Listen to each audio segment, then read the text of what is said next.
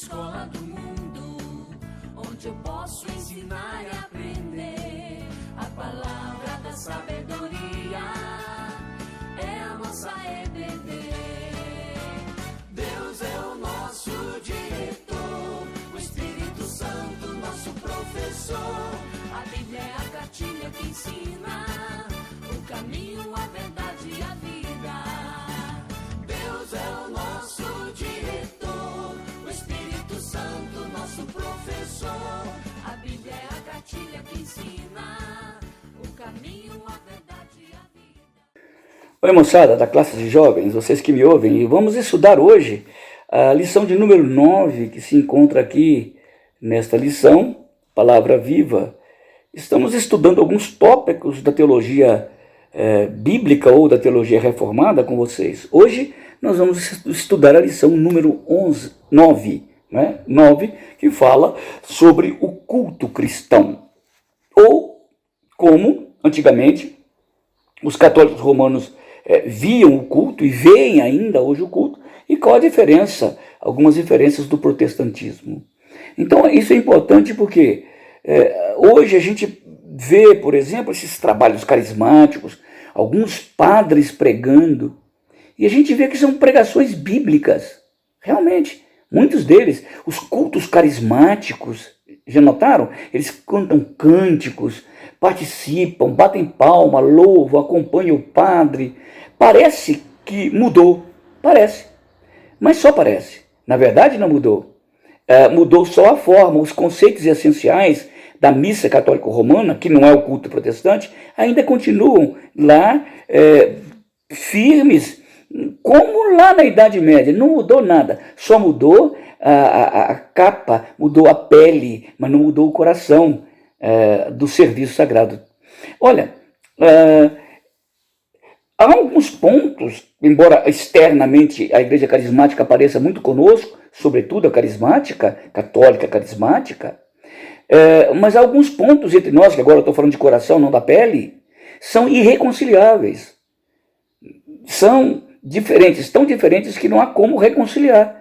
Não há como eu participar de um culto católico. Eu posso ir lá assistir a um culto católico. Participar não tem jeito, porque o externo pode ficar muito parecido, né? Pode até cantar hinos nossos, fazer uma pregação bíblica, mas na hora do ato da adoração, do culto, é diferente. Não dá para eu fazer um culto com os romanos, por isso que não dá para eu ser ecumênico. Eu entendo a Igreja Católica Romana, até aceito algumas doutrinas dela, da salvação, da Trindade, né? O Deus Pai Todo-Poderoso, Criador do céu e da terra, Jesus Cristo, seu único Filho. Eu entendo essas coisas, mas há diferenças que são fundamentais, que determinam o que é uma igreja. Porque a igreja se manifesta através do culto. Só para começar, o que é uma igreja romana? A igreja romana não é aquilo que você está pensando. Não é um agrupamento de pessoas que se reúnem para adorar o mesmo Deus. Não é. A igreja, para a teologia católica, é o clero. São todas aquelas hierarquias do clero. Aqui esta é a igreja. Mas se seria o pessoal que vai lá na missa? Aquele pessoal que vai lá na missa não é a igreja. São fiéis, olha aqui, que recebem a bênção da igreja. Ok? Então, a igreja, na verdade, é o clero. A igreja que abençoa os fiéis. Por isso que na igreja romana não tem membro, não tem rol de membro.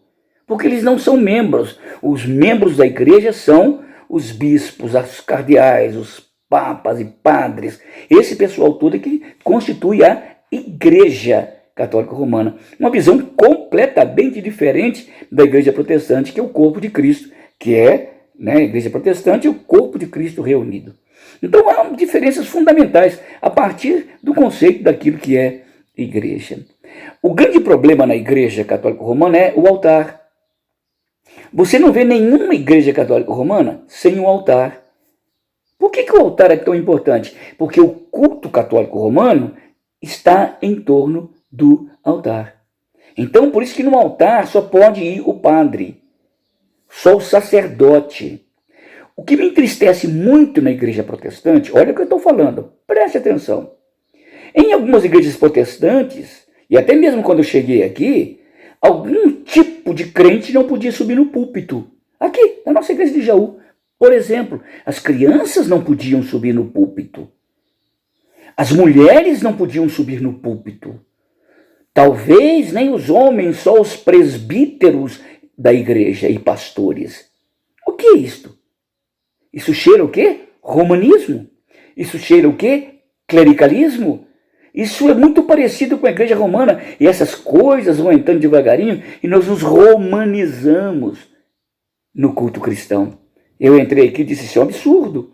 Se uma criança não puder subir no púlpito, ninguém mais poderá subir. Estou colocando só algumas crises que eu tenho dentro de mim com esse tipo de igreja protestante calvinista que na verdade traz um ranço, um cheiro de catolicismo. Então o altar é o centro do culto e não Cristo vivo, ressurreto. O altar. Na igreja bem primitiva do século IV, por aí, havia dois tipos de participantes da missa. Dois.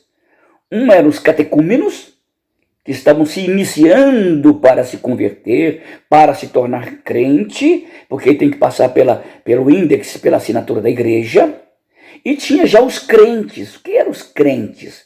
Não eram os chamados convertidos ou batizados. Então você tinha os catecúmenos que não eram batizados e tinha os convertidos, os crentes, que fazia ser crente, era o batismo que regenerava. Esses eram pagãos e ainda precisavam de ser crentes.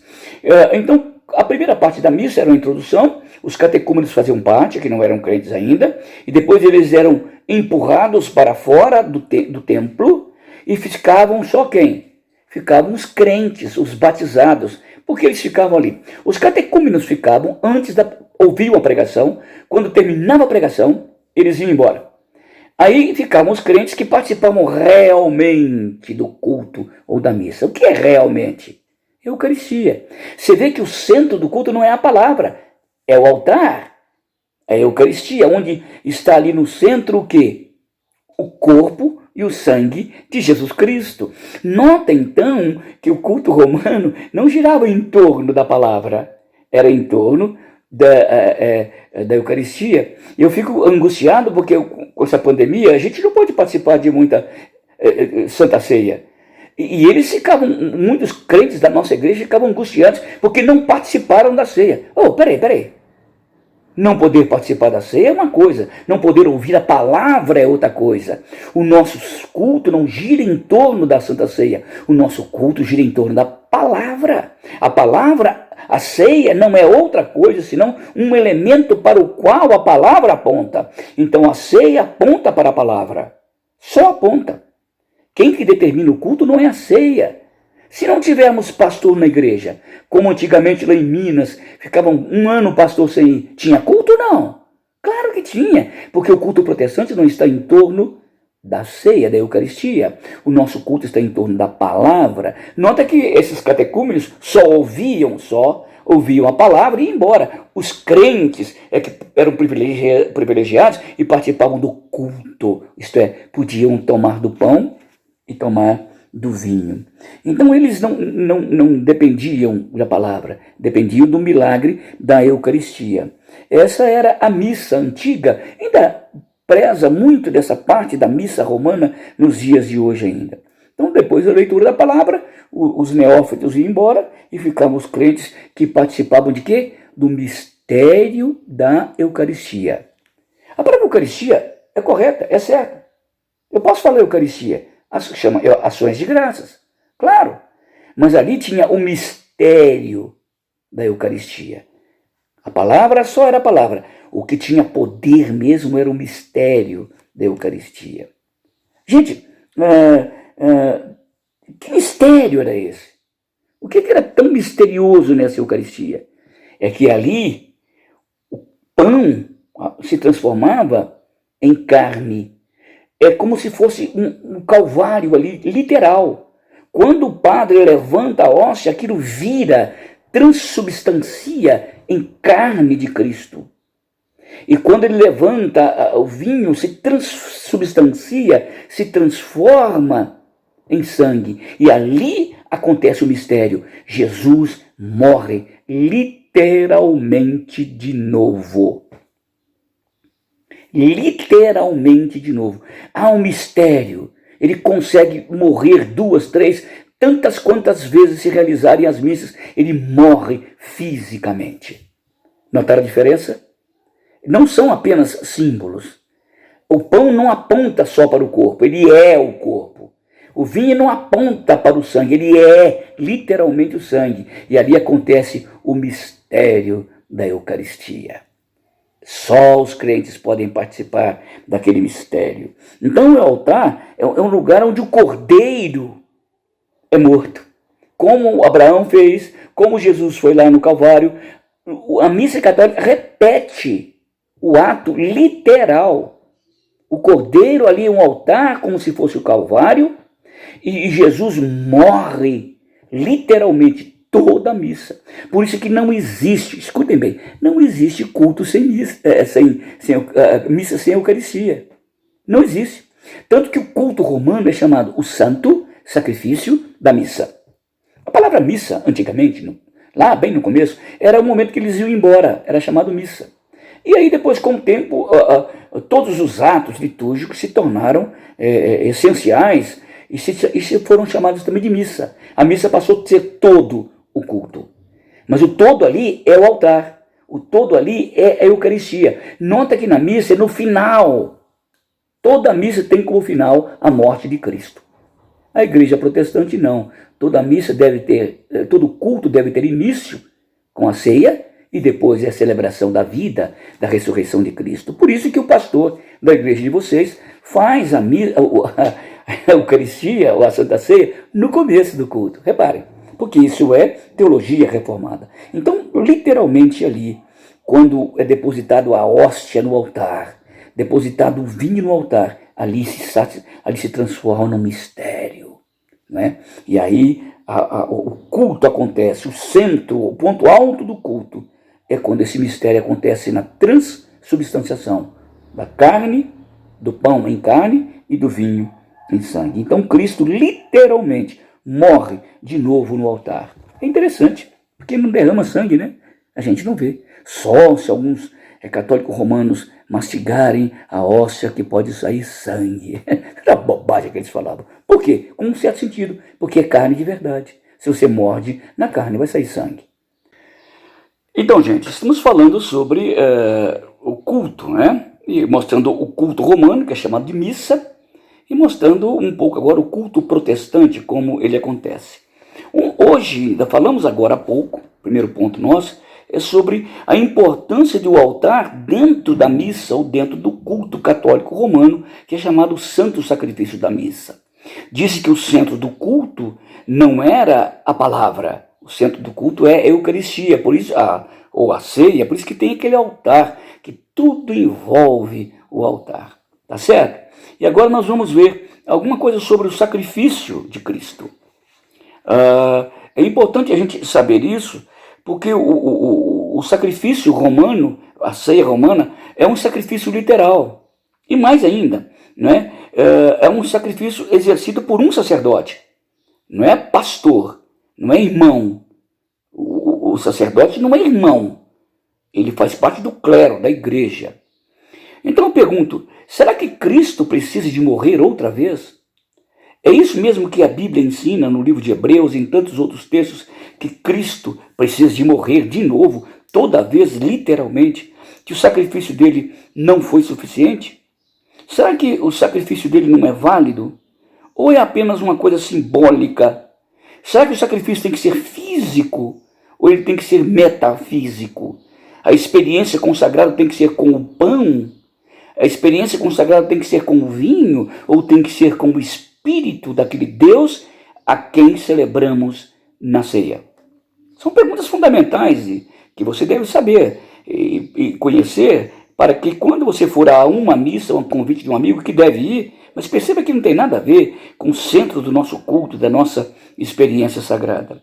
Então, qual que é a resposta? É preciso de um sacerdote que ofereça o cordeiro? Porque o sacerdote ali está no lugar de quem? Do Pai. que ofereceu o Filho na cruz do Calvário. Por isso é que o sacerdote assume o lugar de Deus.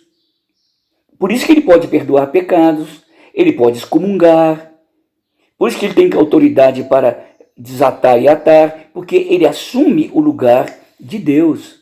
Ele é o vigário de Deus. O que é a palavra vigário? Aquele que está no lugar de. Então, a gente chama também o sacerdote católico ou o padre, chama de vigário. Porque aqui não é porque é vigarista, não. Tem alguns que são, como tem pastores também. A questão é porque ele está no lugar de Deus. Tudo que ele faz no altar ali, Deus faria. Então, como ele assume o lugar de Deus, ele oferece o Filho de Deus, porque ele está no lugar de Deus, em sacrifício real, literal, para os fiéis crentes, né, não os catecúmenos, os crentes, né, os membros da igreja deles, membros não, porque não tem, os fiéis da igreja deles, para participar deste mistério e se alimentar literalmente de Jesus Cristo. Então, o ofertório é feito por um sacerdote no lugar também específico, que é o altar, que seria simbolicamente o Calvário. Nota que o coração do culto romano não tem nada a ver com o coração do culto protestante. Então, o que a Bíblia ensina? Que o Pai ofereceu o Filho com um sacrifício perpétuo, como diz o Hebreus 5, Hebreus capítulo 7, primeira carta aos Coríntios capítulo 11 e vários outros textos que a Bíblia fala sobre o verdadeiro sentido do culto cristão. O culto cristão não está envolvido na ceia do Senhor. Nós não somos esses que adoram a ceia. Me preocupa muito que nessa época de pandemia, alguns irmãos dizem, mas não estou tomando a minha ceia. Oh, e daí? Você não está tomando a ceia porque não pode. Não dá para reunir 2 ou mais em meu nome. Eu não estou participando da ceia, que é uma bênção, do corpo, não do indivíduo. Tá? Do corpo, não do indivíduo. Não estou participando da ceia, mas estou ouvindo a palavra. O centro é a palavra e não a ceia. Então, será que é necessário um sacrifício desse? Não, a Bíblia diz no livro de Hebreus, capítulo 5 e no capítulo 7, que o sacrifício de Jesus é eterno e que o sacerdócio de Jesus é eterno, que a sua mediação é eterna. Ele é irrepetível. Não tem jeito de fazer o Espírito Santo descer de novo na terra e fazer o Pentecoste. Não tem jeito, ele já veio. Assim como também o sacrifício de Cristo na cruz do Calvário foi uma vez só, feito para sempre, oferecido pelo sumo sacerdote, que é Deus, oferecendo o Cordeiro, que é Cristo, a sua oferta pelo pecado daqueles que confiam pela fé, não pelo ato batismal. Não precisa ser batizado para ser crente, mas todo crente quer ser batizado. Não são aqueles que são convertidos pelo ato do batismo, a água não é santa. São aqueles que se aproximam do sacrifício eterno de Cristo pela fé, no transcendente, no metafísico. E esses que se aproximam, que são chamados realmente Igreja do Senhor Jesus Cristo. E deles na ceia se alimentam, não fisicamente, se alimentam espiritualmente. Se fosse fisicamente, eu colocava um pão desse tamanho para todo mundo comer, e uma garrafa de vinho, e nós íamos comer sobejamente de Cristo. Esse é um símbolo, aponta para uma realidade espiritual. E onde que está a Bíblia? A Bíblia ensina isso que os romanos fazem? Que o sacrifício tem que se repetir? De jeito nenhum. Mas se aconteceu uma reunião no Concílio de Trento, um concílio famoso, Concílio de Trento. Na seção 22, no capítulo 2, ele fala sobre a hermenêutica deles, da ceia, era o seguinte, no Concílio de Trento. Quem realiza o ato sacerdotal é o padre. E quando Deus diz, em memória de mim, eles falam, quem que vai trazer a memória para o altar? Quem? Qualquer um? Não, o sacerdote. É ele que faz a memória vir para a mesa e se tornar um ato, o quê? Mágico. Existe uma mágica ali, o mistério da Eucaristia que eles chamam. Então o sacerdote é aquele que faz isso. E diz o texto lá deles, quem que não faz isso se torna um anátema, um maldito. Olha o que diz o Concílio de Trento, está aqui. Se alguém disser que o sacrifício da missa é apenas um sacrifício de louvor e ações de graças, ou uma mera comemoração do sacrifício feito na cruz, porém não o propiciatório, ou que só aquele que o recebe lhe extrai proveito, e não deve ser oferecido pelos vivos e pelos mortos, pelos pecados e castigos e satisfações outras necessidades, que seja anátema. Olha bem que loucura. Seção 22, o cânone 3 deste concílio de Trento. Já viram como eles torcem a Bíblia, a Escritura Sagrada? Então, a nossa ceia do Senhor, que os protestantes tomam, não está no altar. Nós não temos altar. Por isso que eu critiquei aquele negócio de púlpito lá, daqui um pouco atrás aí. A nossa ceia não está no altar. A nossa ceia está pela fé, dentro do coração, na comunhão dos crentes. O nosso altar é o trono soberano de Deus, onde o Espírito Santo, pela fé, nos leva até a presença dele através daqueles símbolos representativos, não literais. Então, o mistério não está no templo, nem no sacerdote, nem no pastor, e nem na mesa. O mistério está na fé, que nos apropriamos daqueles elementos pela fé. Muito diferente da igreja romana. Na igreja romana você não precisa ter fé, porque a bênção está do sacerdote dentro daquele elemento. Comeu com fé ou sem fé, você está alimentado espiritualmente. Coisa terrível, né? Não são só símbolos, são momentos literais. Então o Novo Testamento e o Antigo Testamento são muito diferentes, né? O sacrifício de Hebreus 5:4 e de Hebreus 7:1 é o sacrifício eterno. Então, quando vamos terminar esse assunto, vamos falar sobre uma coisa que eu queria falar, sobre culto. Assistir ou participar? A igreja romana, os fiéis que não são membros, lembra? Tem um clero e os fiéis não participam do culto. Não participam, eles assistem ao culto. Eu vou assistir à missa. E na igreja protestante não. Todo o corpo, inclusive o pastor, quando está ali adorando e cantando, ele é um com o rebanho. Ele não é pastor, porque o pastor naquela hora também tem o pastor.